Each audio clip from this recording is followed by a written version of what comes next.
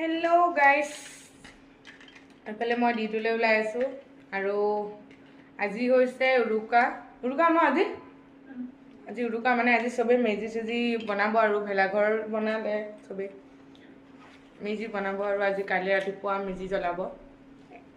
এইটো দৃশ্য নেদেখা আজি 2-3 বছৰ হ'ল, মানে আমি বিহু নোপোৱা, তো উপায় নাই আৰু কি কৰিব।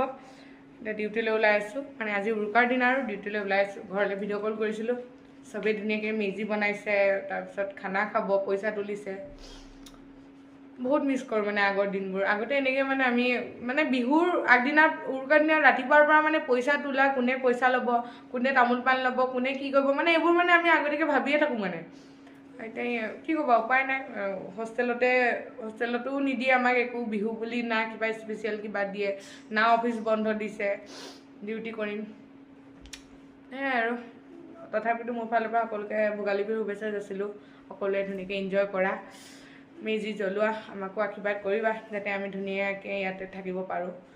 আৰু এনেও আমি বাৰু এই বছৰতে অসম গৈ আছোঁ, তো সেয়াই আৰু। মানে মনটো একদম ভাল লগা নাই। আৰু বন্ধ দিয়া হ'লে অলপ ভাল লাগিলে হয়, হোষ্টেলতে থাকিলোঁহেঁতেন বা ৰুমমেটখিনিয়ে মিলি কিবা এটা বনাই খালোঁহেঁতেন। এতিয়া উপায় নাই আৰু, যিহেতু বন্ধ নাই, ডিউটিটো যাবই লাগিব। সেইকাৰণে আৰু বাই, ডিউটিকে যাওঁ আৰু। তোমালোকে এনজয় কৰা গাইজ।